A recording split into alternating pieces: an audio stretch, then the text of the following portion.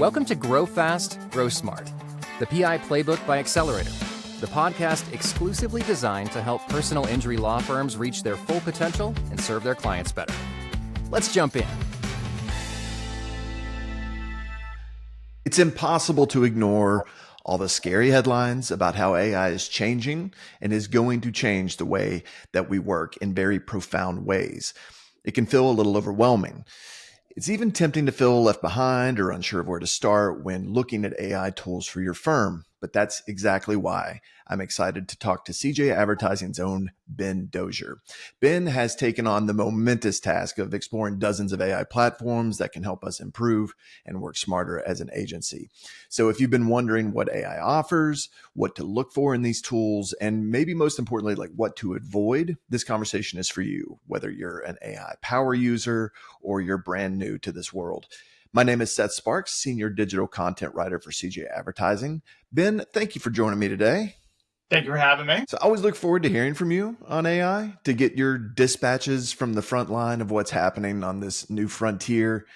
You've been diving deep into AI tools for the agency. Before we get started into this whole world and your process and what you've been looking at, I think it would be interesting to set the stage to say, okay, what are we talking about when we're talking about AI, and what are the implications for just a little bit under the hood for those of us who may not have the depth of understanding that you do? Good stuff. That's a great question. I think it's a good way to frame it. So if we're talking about these various platforms, one of the things that I came across early on was effectively this notion of it just sort of being in every new product now, right? It's everywhere. Anything you're looking at, everyone wants to say they have AI integration in their tools, which is like not strictly true. But I think it's important to understand the sort of like base technology here, like without getting into the weeds. If you think of AI as effectively being something that has like read every book and like every website, but it doesn't know what it's saying. It's just really good at like knowing what word comes next. So it's effectively really great pattern recognition. It's a super fancy auto predict, right? If you're like texting and it's like the next word is maybe this, it's really that at scale, and it's really good at doing it. I don't want to belittle the tech, because it's incredible that we're living in this time where this happens. And like we're really lucky to have seen the strides that we've seen in this period, because if it hasn't been that long, ChatGPT, for example, was released in like November of 2022, right? Like it's like on the human timeline, it's like half a heartbeat away, right? It just happened, and yet it's already been hugely transformative. But just so that like our viewers, class listeners understands, it's really fancy auto predict. That's like what the GTP is, right? It's basically like trained on all these data sets. So it doesn't have knowledge the way that humans do. Doesn't mean that can't be absolutely wonderful for your practice. And it can really make certain things you don't want to do easier. So I think just kind of understanding the basic framework of this really fancy auto predictor, it's like having a really smart friend who's read every book and every website ever, but like they don't necessarily understand them. They can just tell you that, oh, well, pattern wise, this is probably the answer, because 50,000 things said that this similar thing is the answer. So I think it's the answer. Does that make sense? Absolutely. Yeah. It's fascinating stuff. And so, okay, you've like we said, you've been doing a deep dive through all of this stuff. And I'm just curious, like, could you walk us through what the process has looked like? Like, how do you even begin to evaluate, what is it, like 47 plus different AI platforms? Yeah, it's been, I think we're probably well past 50 at this point. There's something new every day, right? But yeah, that's a good question. Really, I can tell you what I would do differently from how I started, because I was just like, I'm just gonna look at everything. Since then, it's like since the sort of initial days of doing this, I realized that like the category is really important, because just as we were talking about, there are certain AI tools that are way better for certain types of tasks, right? It's not like we don't have this thing called, AGI, it's artificial general intelligence. That's the human, like that's human knowledge as we think about it. They're working on that. We're not there. So it's really good at like drafting emails. It's really good at like, helping you rewrite something. It's actually, quite good at things like recognizing things in medical records. So there's really, really, really good, systemic applications for it, but it's not just sort of good at everything. It's not like the magic pill. So once I kind of realized that, I was like, okay, cool. There's categories. What would be applicable to help initially CJ advertising. It's like at CJ, who would benefit from this? Are there tools that can make this person's life easier?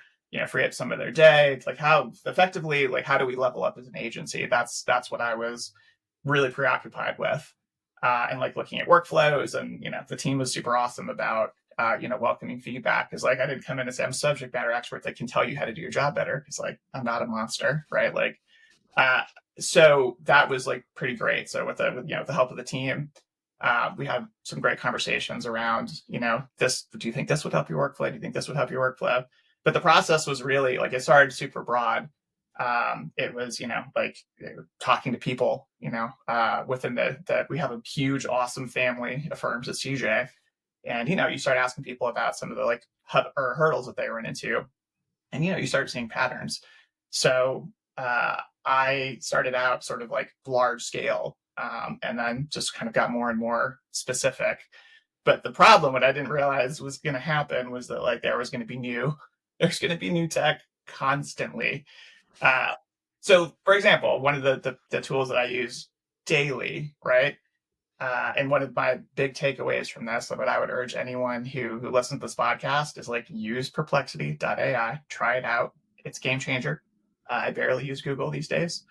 Perplexity is absolutely wonderful. And in the period of an evening, we went from Perplexity not being able to make you a PowerPoint presentation to being able to make you a PowerPoint presentation. Just the next day, I got an email. It was like, oh, try this new thing in Perplexity Labs. It's experimental. Give it prompts. Give it like 10 minutes, and it will. It can make a data set for you. It can visualize something for you. If my wife's working on her PhD, I gave it a super weird prompt about this very specific thing she's studying, and it gave me this like interactable data set that it blew my mind, right? And then I was like, well, I don't like this color, and it was like, cool, I'll change it, right? So the fact that just happened overnight, like that, I tell that story because this is how this is now, right?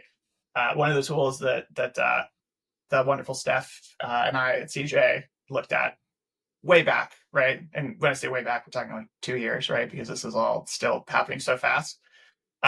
It's dramatically different now. That tool Jasper.ai, they have like multi-agentic AI in that now, which is that's the new craze, right? It's the idea of having sort of different AI tools that work together, right? So think of it as a team trying to accomplish a task versus one person.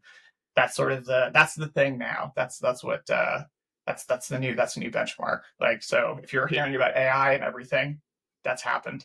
Now I think it's really like it's the agentic AI. That's the next thing we're going to be talking about. But the short answer to that is started broad and then just started honing in on specific areas that I think these things would be good at, because everyone's trying to sell you AI tools now by just saying that AI is in it, and a lot of it's not really AI. Like, so that was one of the reasons I wanted to like talk about the sort of underlying technology here, because it's not like there's a bunch of different like large language models out there. There's a few of them that really incorporate those tools, right? That's if you've heard the term LLM. A lot of these things will incorporate those tools, but like it will be a version of this big tool that they've like tailored to the use. So it's not, there's not like 50 different chat GTPs out there, right? There's actually a few of them because they're super expensive to train, because you just have to give it all the data, right? So yeah, that's been quite a process. It's been quite a process indeed. I can only imagine. Also, yeah, I second, dude. You're the one who told me about Perplexity, and it's very amazing. Once you get into those tools, you do start to feel the older experiences, like Googling things, a little lacking. Okay, so Right? throughout the process of looking at all these tools, like, I mean, you come into contact with so much stuff. Did you start to develop like this internal barometer, this internal system for separating what's genuinely useful versus just this is just kind of marketing hype? I love that. That's also a great question. In terms of, yes, like in terms of your sort of detector, because at first I was just like kidding a candy store. I was like, that looks awesome, that looks awesome, that looks awesome. Uh, but once I realized that a lot of these things were using like the sort of same tool set, they were just like putting their little, their spin on it. Like a company will just sort of like, they'll use like a ChatGPT model in their thing, and then they'll give it some parameters and then package that and be like, this is $200 a month, right? Once I realized that, I was like, oh, okay, so there's not as many tools out there as I thought there were, which isn't to say there's Mm. not some really exciting ones, in development.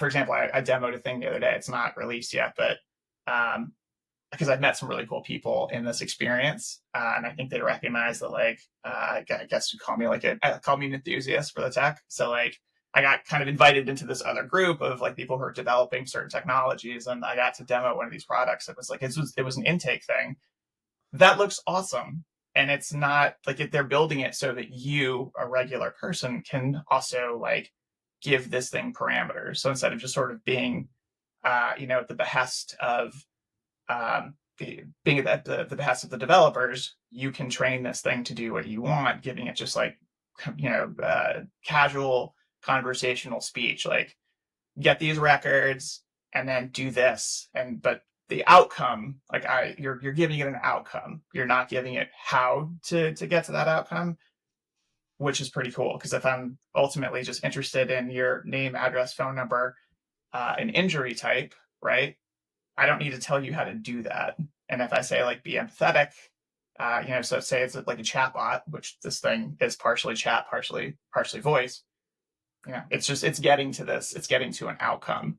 And the fact that there's tools being developed for people like us who are not developers, I thought that was super cool. So like those are the ones that get me super excited.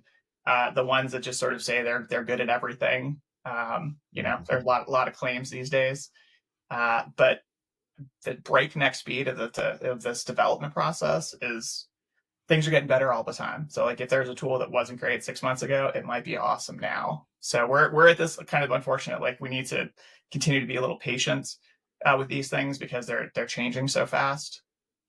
Uh, but there's already some systems I think that have kind of risen to the top. It's one of the great things about the CJ network, right? Because our clients talk to one another. So if somebody's using something that they're like, this is amazing, we try to spread that around. Like we want people to share if they're having good experiences.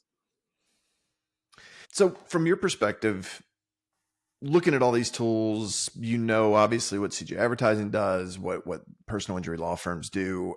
I wonder how you think about where these tools have the potential, like where are they assets? What are they particularly good at? What are the pain points in any sort of business, whether it's legal marketing or beyond, that AI seems better suited for than others? Sure. So I think to be specific, like the it's a lot of busy work that you're probably not super wild about, working or running a law firm. But like medical records review, client intake, right? That's getting super revolutionized, like as we speak. Um, have recently demoed something that is designed for your layman to be able to just tell, this it's a software suite. I'm under NDA on it, or I'd be promoting it hardcore. But like, I think we're gonna probably see it in like August, and if it's cool as I think it's gonna be, then we'll of course, let the CJ family know about it. But it's like outcome based, so you don't have to be some like tech whiz. You don't have to be a developer. Uh, you at your firm to basically say, these are the things I want out of this intake, right? Like phone number, email address, name, injury type, but you're not telling it what to do. You're telling it what you want it to do, right? So it's outcome based. And like, I love that idea because that's just, you can just describe to this intake program what you want in conversational tones. You don't have to be, if this, then that. It's more of a just, this is what I want you to do. And like, it has autonomy to decide how to get there, which is pretty cool. And it also has a voice. right? So you can to like talk to it, you know, in like in a form kind of setting or in a chat setting, but like it also is like getting voice, right? So the notion of being able to potentially have, you know, something that doesn't sleep and is available 24/7 to perform intakes for you, you know, it's not going to be as good as a human, right? There, we're not there yet, but that's pretty cool. That's a pretty cool tool, you know, trick to have up your sleeve. So I personally think like intake is going to be, you know, I think that's super low hanging fruit for these, you know, for these tools. But then, you know, like document creation. I mean, I think anybody who's messed around with any of these LLMs knows that like they're pretty great at that. And like I said, Perplexity can make you a freaking PowerPoint presentation now. That's nuts, right? I do PowerPoint night with some of my friends, right? Like we have then you just pick any subject you want, right? And then you make an impassioned presentation to your friends about something, right? Like it could be the most like one of my friends did something about a specific transformer. He's 50, by the way, and like why this transformer is the best transformer. It was hilarious, right? You can now give like a 1 sentence prompt to like, you know, basically help you create a presentation, right? That's awesome. Anybody who spent a bunch of time on PowerPoint knows that like the fact that this can, you know, do this for you quickly, pretty great. Um, so yeah, like document generation in general, right? PowerPoints, that's a new feature set. But in terms of, you know, if you need to create like an email, a template. I mean, there's even like spreadsheet gen now. I think document creation is a really really big one, and like firms use a lot of documents. So I think it's particularly good for our space. Absolutely. That makes so much sense. You know, I'm thinking about, okay, the very beginning, the conversation, you kind of set this table for us, talking about what AI is and what we're referring to AI. You know, and while it's very good at specific tasks like you're describing, we don't yet have artificial general intelligence. And I think that's kind of like in theory, especially before all of this stuff started, I think that's what most people think of when they hear the term AI. But basically, like you said earlier, um, artificial general intelligence, AGI, is basically the type of artificial intelligence that has the cognitive abilities of a person. Uh-huh. So, knowing that we're not there yet, and you just described, giving us a great example from an intake perspective. How do you think about, or do you think about the balance between leveraging AI efficiency and yet maintaining the human expertise experience throughout this process? Yeah, that's a super good point to consider. I love the question. I think the way that like I would recommend people look at this, you know, especially you know, our clients who are involved specifically in this industry. Um, if you think of it as AI, there being tools out there to help you level up, I think that's a really great way to look at it versus like replacing, you know, people at this point. I know there's been a lot of sensational headlines in the last couple of years about, hey, I was coming for your job and the white collar bloodbath, and like that could be true, but I mean, Stanford just did this really big study where it was specifically about like AI in the legal space, and it was making mistakes like 17 to 33% of the time. Mm. So that's like not a margin that I think many like firm principals or people, you know, running teams are going to be okay with. Like that's not small. Like if a third of the time this thing could be making mistakes, or these LLMs could be making mistakes, like that's not great. So I think in terms of like leveling it up, think of it as like a super awesome calculator, right? Like I mean, really really good calculator. You still have to understand what you're inputting, and when you get an answer you have to have like a human understand, you know, because I've gotten some answers before that I'm like, you made that up, right? Like set your source. And then I've literally had like, you know, I was using the developer mode in ChatGPT, and it was like, yeah, I made that up. That's not okay. You shouldn't have to be asking these things that they're making, you know, making up answers to your questions. But Yeah. um, if you think of it as like something that amplifies people, right? It amplifies the staff. It can really help people like save time, especially some of the busy work stuff I think most people don't enjoy. I think that's a really great way to look at it. Like look at it as something to like make, you know, make maybe you have an A minus player and you want that A- player to be an A+ player. Like there might be a scenario where there's a tool that just there's a thing that person really doesn't like doing, and this there's a tool set out there that will makes it way easier, and that person is like way more productive. I think of that as being the sort of the way that I would frame that to our listeners is to like think of these tools as being at present, like it could potentially be like a superhero cape for some, for some people, depending on that person's like specific skill set. But I do think that a lot of these AI tools will help us basically just be better at our jobs and save some time, which I feel like we could all use. It's a busy world. It's nice to have something make your life easier versus demanding more of your time, because like the attention economy that we live in now, like most services now like want more of your time, right? I think some of these AIs are going to help you have more time to do something else, right? Um, so yeah, hopefully that answers that question. Like I think you need to have a human who's understanding the inputs and the outputs, because if you just Yeah. ask a thing, ask chat, ask perplexity, ask llama or claude or any of these big models out there, you're going to get an answer, and the answer might be awesome, but you need a person there to interpret and really prompt. Like you need to be putting in good prompts, and that's something that I hope I can kind of convey here in this conversation. That if you think of your friends, right? Like think of your closest friends, and you think about when you ask your friend a question and your friend answers, your friend might have decades of context with you. They know you, right? They know you've been through things. You probably had shared experiences. Maybe you've had big fights. Maybe it's been hunky dory. Maybe you see eye to eye. Maybe there's certain things you really don't agree on. But like humans understand context and these models don't. So if you just ask, you just type in a sentence to like one of these models and say, you're just asking whatever, um, it doesn't know you. It doesn't understand like your history and your shared experience. So you really like my hardcore recommendation is, if you're using AI a lot, give it a lot of context on the front ends, like provide detail and like objectives before you hit enter. Right. That's a thing that I kind of learned the hard way, because I have some of these threads that are 50 pages long, and it probably could have been a page and a half if I were like providing what I want, how I want it.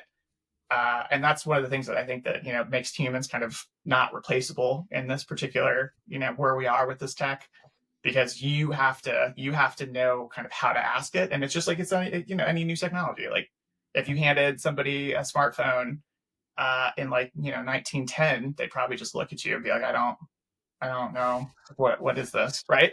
So this, I mean, we're kind of there. AI is such like a new technology. Like there's a little bit of a learning curve for us, but my advice for people using it is to like give it context, tell it what you want, um, and provide more information on the front end.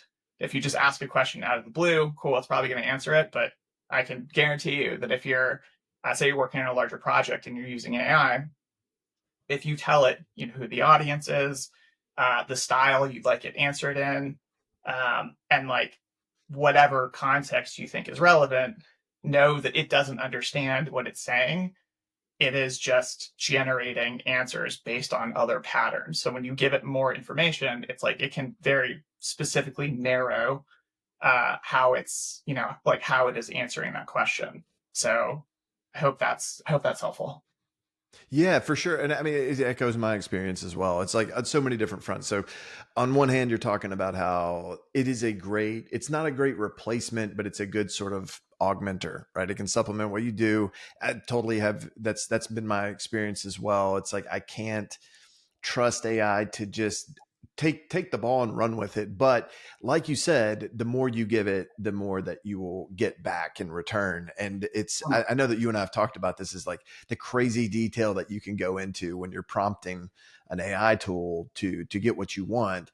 It's just like I would rather go very deep. And of course, like you said, you can actually interface with these things a little bit more than just typing out. You can actually speak to some of them, and in that case, you can just kind of like brain dump, and then you're much more likely to get a better outcome than just giving it a vague instruction. I think that's where a lot of people throw up their hands, is they don't know that fact, and they just throw out a sentence and they get something back that's kind of confusing and kind of misses the mark. And it's like, well, you have to give it directions just like you would a human being that you're working with. You're like, okay, well, we have to clearly explain the task at hand here. You wouldn't just do that to a person. So you can't really expect a LLM to do the same thing. Right. That's a great point, right? Like anybody who's doing a task for you in a company, like if you hire somebody, there's presumably some form of training. There's something, right? You've at least given them some context.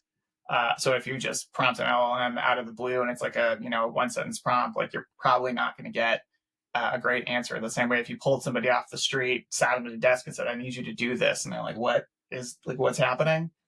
You're not going to get somebody doing the kind of job that you will, right? Like to use that metaphor, I do think it's kind of like pulling someone off the street. They might know, but they're not going to know as much as somebody like who's been trained, who has context, who understands like what you're trying to do, where you're going, and why, right? As a firm. Yeah. And they'll confidently tell you, like, it's like that person that you pulled off the street. You also pulled off, so like with an LLM, they will confidently tell you something.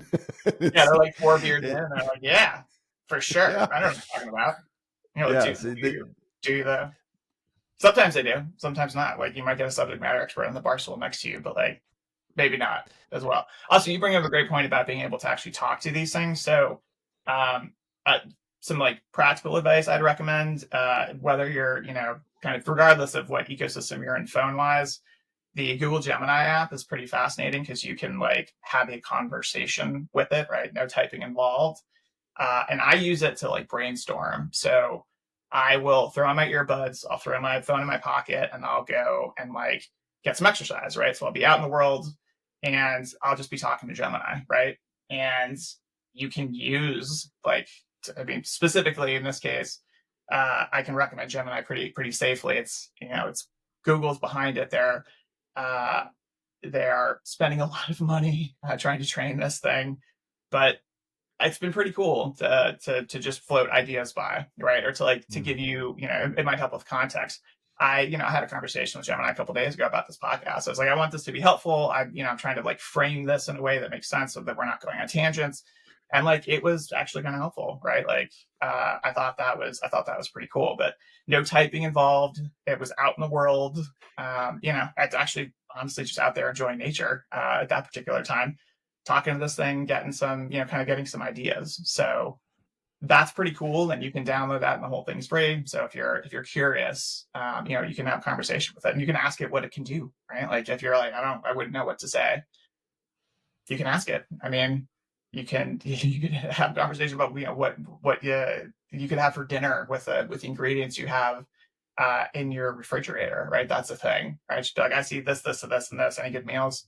And like, boom, there's a recommendation. That's kind of cool. But then way more, high level, you can have like I was talking about the economy with Gemini the other day.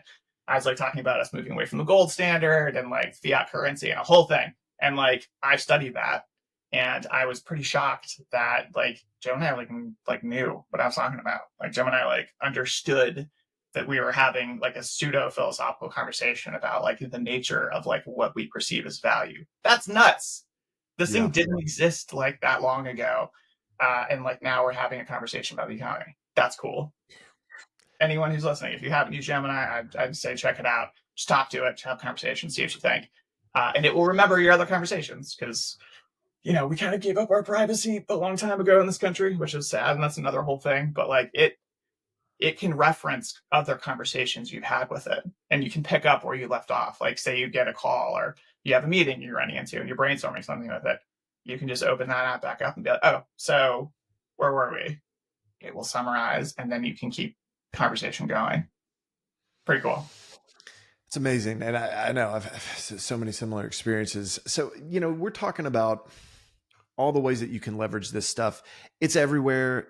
It's all that people are talking about. You mentioned everything you look at now. It's like we've integrated AI. It feels like a bit of a pressure, right? To like, oh, if we're not using AI, are we falling behind? But I'm curious how you think law firms, businesses beyond that should approach measuring whether an AI tool is actually doing something, whether it's giving you value, or what metrics, outcomes should we be thinking about, rather than just like, okay, yep, we're using AI now. Is there a way that you think about that and how businesses might want to consider the value of the tools? Love that question.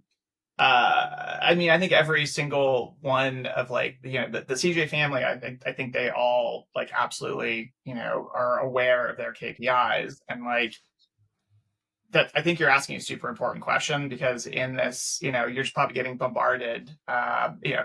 Your name is out there on email lists, right? Like you probably get a lot of emails, for companies that are trying to get you to give them money for whatever service. And when it comes to AI, it's everywhere. A lot of those ads aren't really, they're kind of false in terms of, again, like saying this actual like AI. Most of it's just like LLM derivative, but uh, I think the why, like I would answer your question by saying like you really need to understand the why of the tool. So like if you're having like an operational hiccup, or you keep having the same problem, there's a specific area that you think your firm struggles with, there might be a tool that makes that way easier. But I would approach it from the like, what do we need help with, as Mm, opposed to just adopting AI. Because yeah. if you say like, oh yeah, we're reusing AI, that's awesome. But like, I think to use AI effectively, you need a why, and you need an answer to that why. Like we are having Mm, trouble with, document X, Y, or Z. We're having trouble with intake. We're having trouble with like analysis, like whatever it is. I would approach looking for tools based on like what you think you need, because some of these things don't have a lot of integration left, or not left. They don't have a lot of integration yet. So mm, when you have a system that sounds really cool on paper, it's got like a great looking website, but it wants you to super change your workflow, you know, like at that point, I'd say use your discernment. Do you think that this is going to make things easier, or are you just kind of using this thing because it's cool and you're not really sure what the actual benefit's going to be, but you're using AI and you feel like you're supposed to be keeping up with the Joneses? I think that we need to like be careful of the FOMO around AI, because it is everywhere. I mean, I think it's something like $2 billion if there's like in the like legal AI space. Like there's something, it's like a $2 billion market. And again, this like it's brand new effectively. So there's so much stuff that's like AI this, AI that. Instead of using AI to use AI, I would be using it in like a structured, like methodical approach. What do you need help with? What do you think you're not great at? And like, if you want to just look at your KPIs and say like, that I would like to improve this, then I would recommend that, like that specific thing. Don't just try like 15 different tools out at the same time and just use them to use them. So like, I think that, an easy way to look at it is, what are your KPIs? Those, your actual measurable things are the tools that you're thinking of demoing, paying, auditioning. Do those tools, are they going to help improve those KPIs? Does that make yeah, sense? absolutely. Know the problem you're solving for. Absolutely. So, given how rapidly this space is changing, you mentioned it every day. You can open it up and there's a new feature. Where what's your sense of 12 months out, like 1 year out, like specifically in business, or even beyond? What should firms be preparing for? What should we as a people be preparing for over the next year? Do you think about that? Sure. So this is absolutely germane to your point. It's funny that like at the time of recording, Google's AI mode is like it's new, right? So when you don't have the world's largest search engine saying go to this website, right? Then we want our clients on our websites. That's a big paradigm shift, and it just happened, right? So like when Yeah. Google's AI mode is basically like answering questions, pulling information from, maybe it's from your website, but it's pulling information about, how to, or what to do after a car accident, but it's not on your website. There's not a like click here form now. That's a big deal. That's a paradigm shift in our industry. So I think there's going to be some bumpy, some bumpy roads ahead. because you as the person looking for information, you want the information, right? But like you as the purveyor of that information, you want that person on your website. Like we've spent years getting good at that. Like you want to design a website that's clear, concise. You got to, like you have the ability to contact the firm is super easy. You've got your tracking numbers and your form fills. If you're not going to somebody's website because Google's not sending you there, that's a big thing, right? So I'm super curious to see where that goes. I just found recently that like on ChatGPT, they have a thing now where they're like, and I'm honestly surprised this has taken this long, but it's effectively a way to like apply to ChatGPT to get your product listed, right? So I'm thinking that what we're going to see next, and like I don't know if you can quote me on this because I am extrapolating here, but I think what we're going to see next is like these LLMs becoming new search engines and like advertisers having to sort of go through, like the people at Perplexity, the people at OpenAI, to like get their product and services like listed and recommended as a source, right? Because if Google is fundamentally changing, right, like this AI mode it's a big deal. If Google changes that and it wants to give you an answer without sort of sending you to someone's website, we're going to have to figure that out. And I think that's a probably presents a really cool challenge, but it happens so quickly. I'm nervous that there's a lot of businesses out there, especially the mom and pop type operations, are going to be slow to pivot, right? Like I think at CJ we're lucky, like we've got a good big team of people that are all like veterans. I mean, with average tenure at CJ is like 7 or 8 years, I think now. That's good, but like if you don't have someone like a CJ, again, you're like a mom and pop shop, and suddenly your website traffic drops to zero, that's scary, right? So I think as we figure this out, this new age, my guess is that the next year we're going to have to be like applying to these companies to like get our services listed, right? The same way that like if you remember like with Google business pages, those weren't a thing and then they were, and there's a very sort of codified process and like specific things you need to do to have like a quote unquote good listing. My guess is that that's what we're going to see, but like that's a cool question. I kind of hadn't really thought about that until now, but like I feel like that's the sort of I would expect that to be a trend moving forward, that like Google is no longer necessarily like king of the hill. Yeah. Yeah, it's changing, and that definitely hits close to home for me. It's a thing that we think about a lot, we look at, and it's been a seismic change in a very short period. It's a lot. It's fascinating.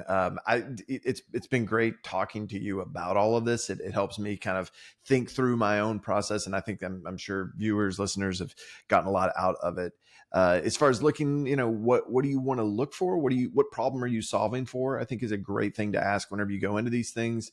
I also really like how you mentioned kind of knowing in general what's going on under the hood. What is this thing promising to do? Is it, it's powered by what's powering it? Does it claim to be a jack of all trades, or is there a very specific purpose that you're using it for? I do have one question though before we go, and I'm just curious. This is probably selfish, but I'm sure there are going to be some folks out there who also want to know. Someone who has immersed themselves in so many different platforms.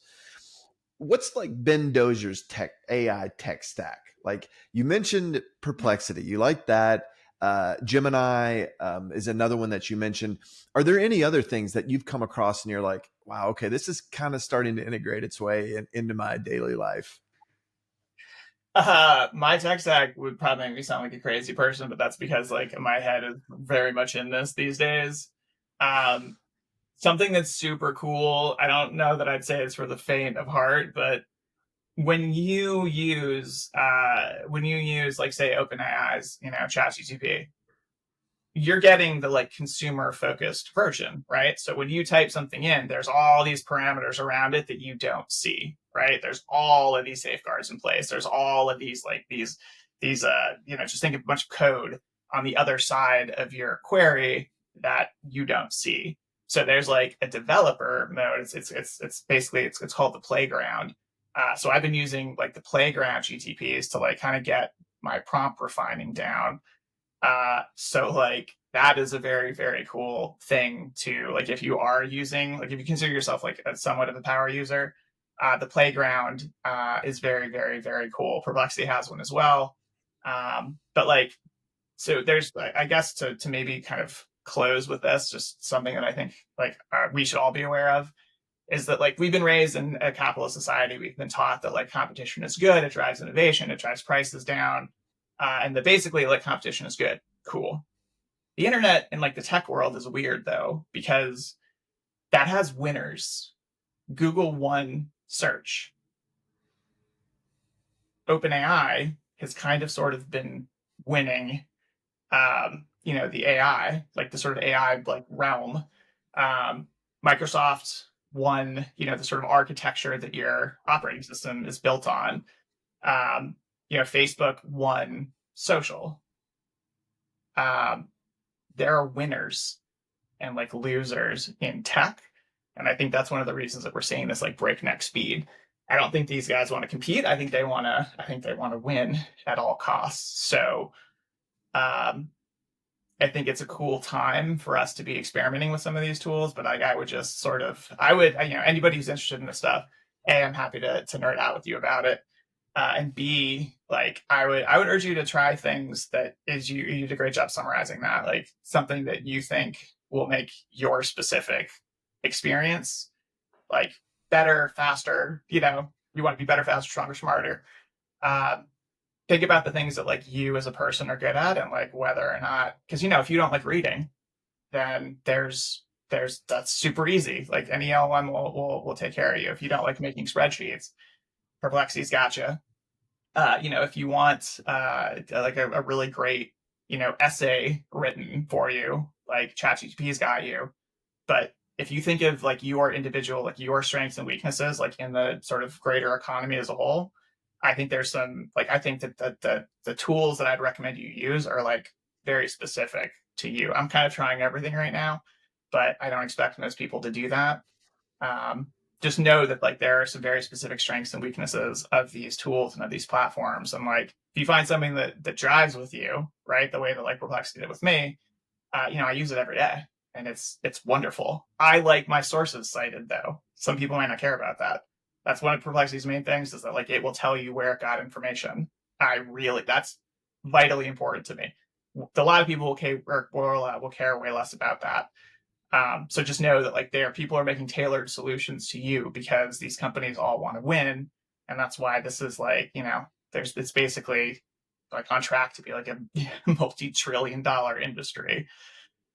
So like I hope that is sort of just something to kind of think about in the sort of ethos like the ether of this space, which hopefully that's not too like abstract philosophical, but I think it's cool to think of like you as a person, or do you have things you're good at and things you're not as good at?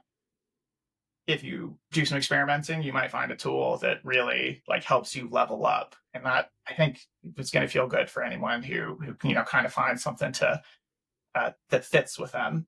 So I hope that makes sense. That's awesome. Ben Dozier, thank you for your time. Really appreciate you walking us through everything that you're finding. I'm sure that this is a continuing conversation that you will have with, like you said, if people want to talk to Ben about anything that they're considering, he's certainly super helpful on this front. If you are watching this on YouTube, please like and subscribe. If you are listening on podcasts, please follow us and share with your fellow legal professionals. We'll be back next time. And until then, Ben, let's just hope that the AI don't take over just yet and just help us do our jobs better, right? Roger that. Thanks for having me. It's cool talking to you about this. Thanks for listening to Grow Fast, Grow Smart, the PI Playbook by Xcelerator. If you like what you heard today, don't forget to hit that subscribe button. Until next time.